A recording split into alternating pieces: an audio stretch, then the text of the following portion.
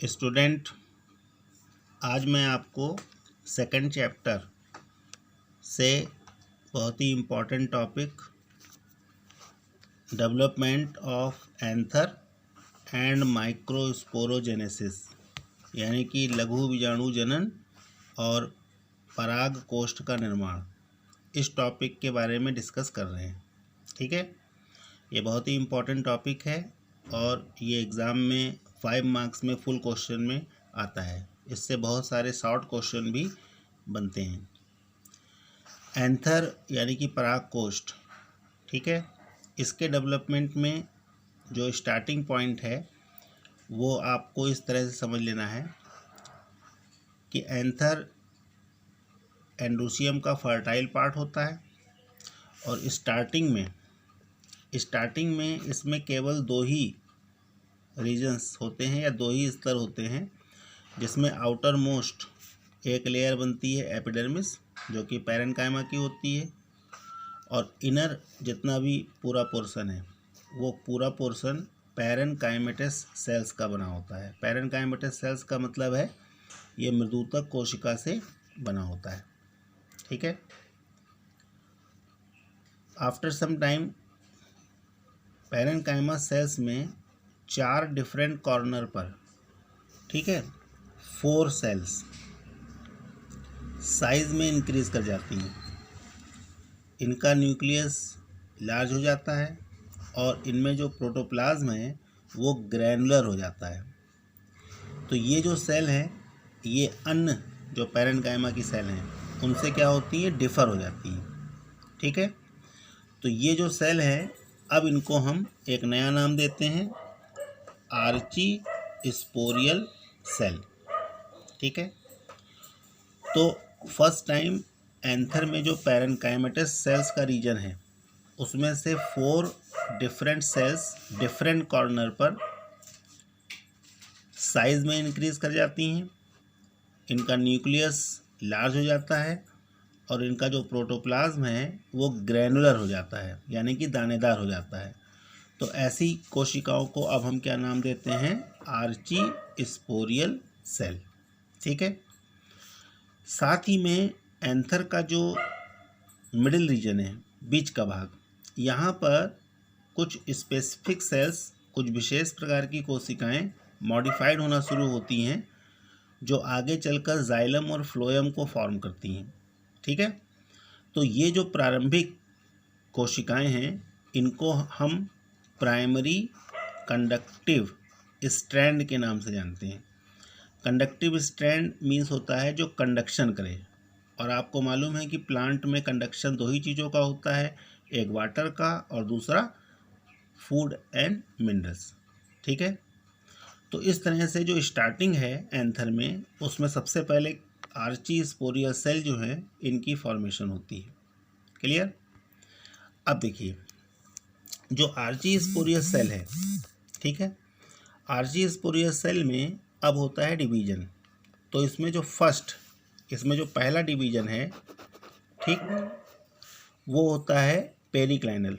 Periclinal को हम radial division भी कहते हैं, यानी कि इसमें कोशिकाएं अपर एंड लोअर यानी कि ऊपर नीचे डिवाइड होती हैं। तो जब पहला पेरिक्लाइनल डिवीजन होता है तो इसमें क्या होता है, एक सेल ऊपर बनती है, एक सेल नीचे। ऊपर वाली सेल को अब हम लोग क्या बोलते हैं, प्राइमरी पैराइटल सेल, और नीचे वाली जो सेल है इसको क्या बोलते हैं, प्राइमरी स्पोरोजिनस सेल। ठीक है, अब देखो जो स्पोरोजिनस सेल है इसमें डिवीजन कुछ समय के लिए रुक जाता है, लेकिन जो पैराइटल सेल है, ठीक, इसमें डिवीजन कंटिन्यू होता है, लेकिन ये जो डिवीजन है अब पेरिक्लाइनल ना होकर एंटीक्लाइनल होता है, और इसको हम लोग दूसरे शब्दों में क्या बोलते हैं, टेंजेंशियल डिवीजन यानी कि रेखीय विभाजन।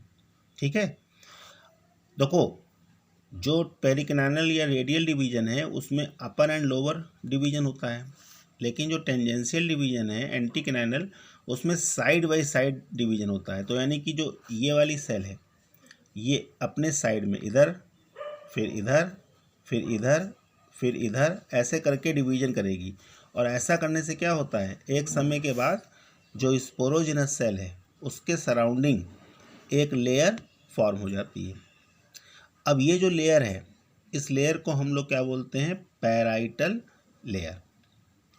तो स्पोरोजिनस जो सेल है उसके बाहर जो पैराइटल सेल हैं वो टेंजेंशियल डिवीजन यानी कि रेखीय विभाजन के द्वारा इसके स्पोरोजिनस के चारों ओर पैराइटल लेयर फॉर्म कर लेती हैं।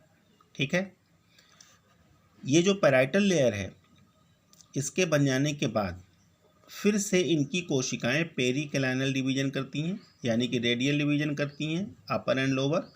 और ऐसा करने से क्या होता है, इनके बाहर कितनी 5 to 6 यानी कि मिनिमम 5 और मैक्सिमम कितनी 6 लेयर्स जो होती हैं वो डेवलप कर जाती हैं।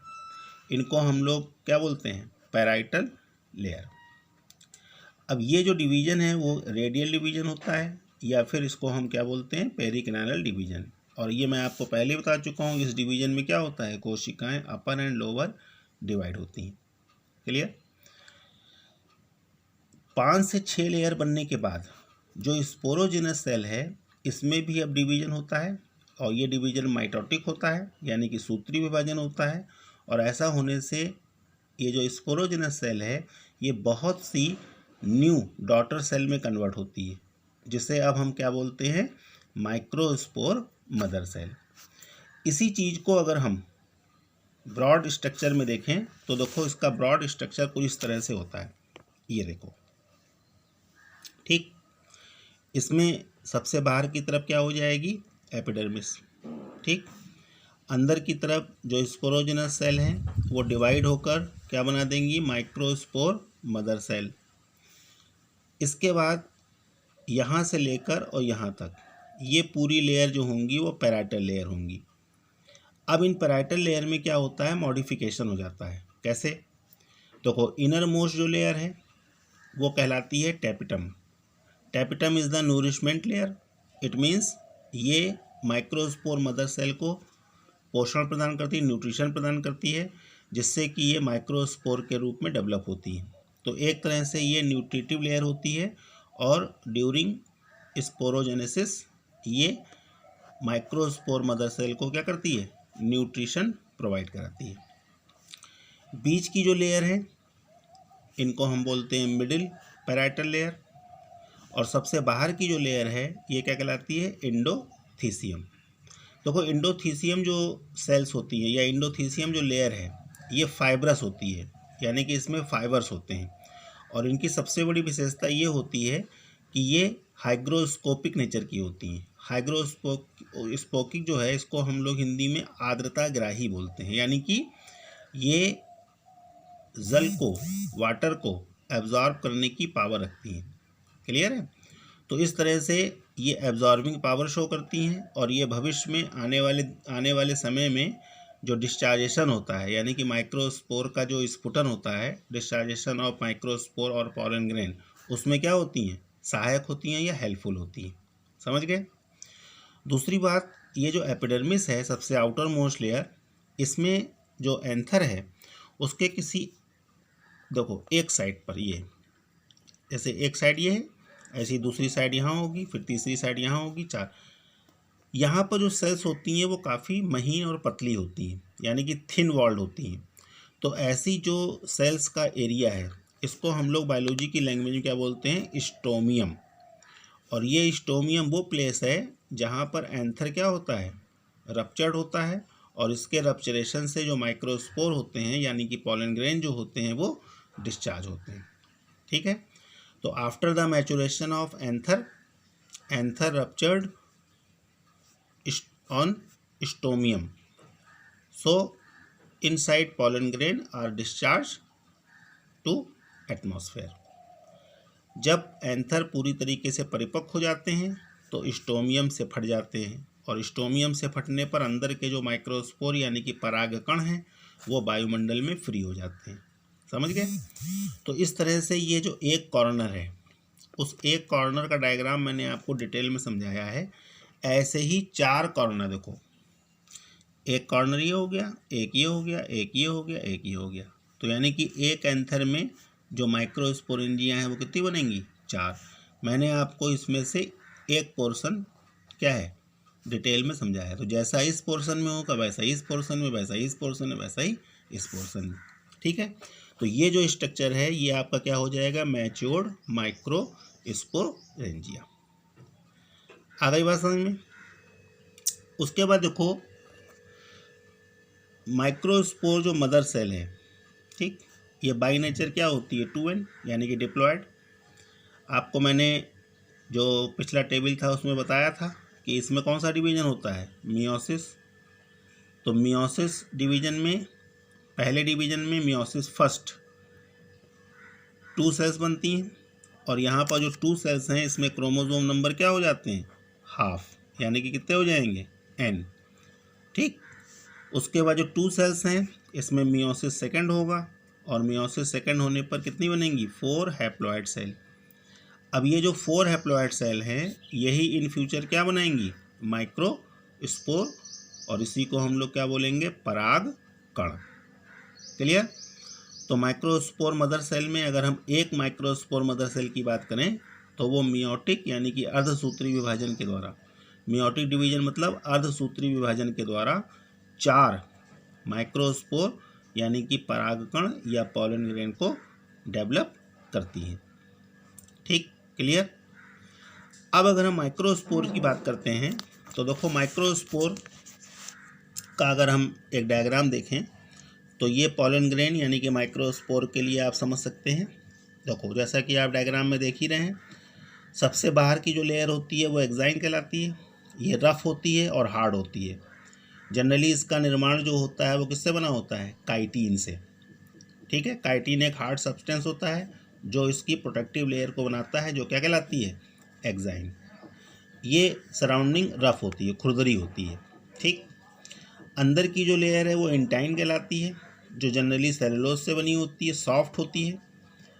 और एक्साइन पर किसी एक प्लेस पर या किसी एक या 2 प्लेस पर, ठीक, जो एक्साइन लेयर होती है वो काफ़ी थिन होती है, समझ गए। तो जहाँ पर ये लेयर थिन होती है उसको हम लोग क्या बोलते हैं, जर्म पोर यानी कि जनन छिद्र। एक्चुअली में ये जो जर्म पोर है ये वो प्लेस होती है जहाँ से पॉलन ट्यूब जो होती है वो क्या होती है, इमर्ज करती है। After the development of pollen grain after pollination, जो पॉलन ट्यूब इमर्ज करेगी वो कहाँ से निकलेगी, जर्म पोर से। परागण के बाद जो पॉलन ग्रेन होते हैं उनमें पराग नलिका जो होती है वो किससे, जनन छिद्र वाले स्थान से ही बाहर निकलती है। ये इसकी विशेषता होती है। अंदर की तरफ अगर हम देखें तो एक सुविकसित क्या है, न्यूक्लियस होता है, मैच्योर न्यूक्लियस।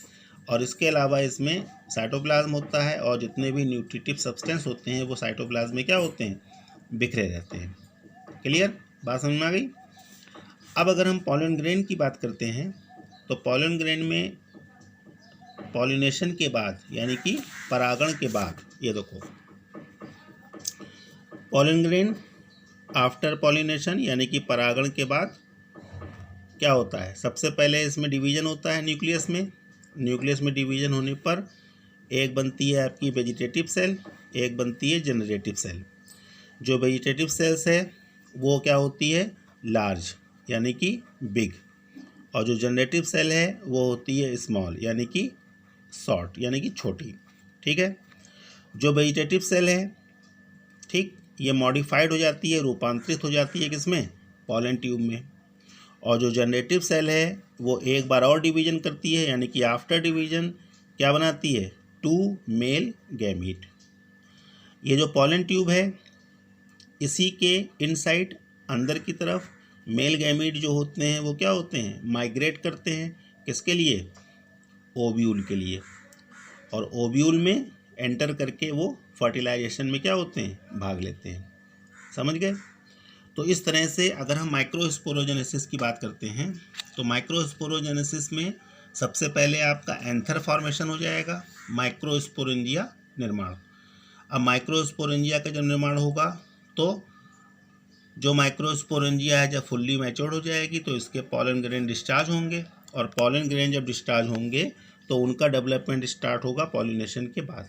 पॉलिनेशन के बाद पॉलन ग्रेन वेजिटेटिव जनरेटिव में डिवाइड होंगे, वेजिटेटिव मॉडिफाइड होकर पॉलन ट्यूब में कन्वर्ट हो जाएगी, जबकि जनरेटिव सेल आफ्टर डिवीजन क्या बनाएगी, मेल गैमीट। यही मेल गैमीट आगे चल के फर्टिलाइजेशन में भाग लेंगे। समझ गए?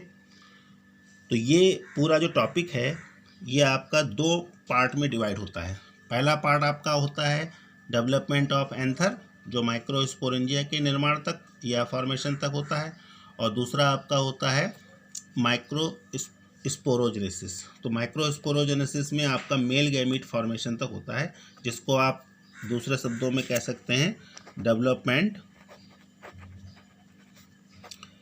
Development of gametophyte. ठीक है, तो इस तरह से ये आपका पूरा एक टॉपिक है। इस टॉपिक को ध्यान से आप पढ़ लीजिएगा, ध्यान से देख लीजिएगा। इसके नोट्स जो हैं वो मैं आपको प्रोवाइड कराऊंगा नेक्स्ट टाइम। Thank you.